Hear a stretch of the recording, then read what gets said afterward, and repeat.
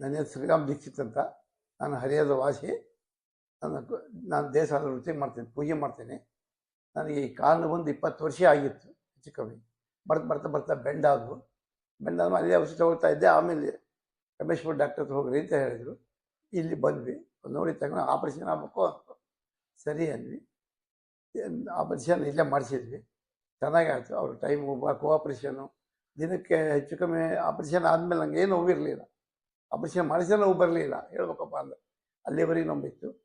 ಇಲ್ಲಿ ಫಿಸಿಯೋಥೆರಪಿ ಮಾಡಿಸ್ತಾ ಇದ್ರು ಡಾಕ್ಟ್ರ್. ಇಲ್ಲಿ ಆಸ್ಪತ್ರೆ ದಿನಕ್ಕೆ ನಾನು 3-4 ಸಲ ಬಂದು ಡೈಲಿ ನೋಡೋರು. ಬೆಳಗ್ಗೆ 7 ಗಂಟೆ ಬರ್ತಿದ್ರು, ಮತ್ತು ಇಲ್ಲಿ ಯಾರು ಆಪ್ರೇಷನ್ಗೆ ಬಂದು ಬಂದು ನೋಡಿ ಹೋಗ್ತಿದ್ರು. ನಮ್ಮನ್ನು ಭಾಳ ಕಾಳಿಂದ ನೋಡಿದರು. 2ನೇ ಕಾಲು ಅಷ್ಟೇ ಹಂಗೆ ಆಯಿತು.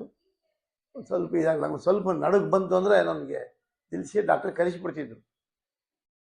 ಬಿಡಿ ಡಾಕ್ಟ್ರ್ ಯಾರು ಇರ್ತಾರೋ ಅದು ಯಾರು ಬೇರೆ ಡಾಕ್ಟ್ರಿಗೆ ಕರೆಸಿ ಟೆಸ್ಟ್ ಮಾಡಿಸಿ ಎಲ್ಲ ಮಾಡ್ತಾಯಿದ್ರು. ನನಗೆ ಅದಕ್ಕೆ ಏನು ಪ್ರಾಬ್ಲಮ್ ಇಲ್ಲ.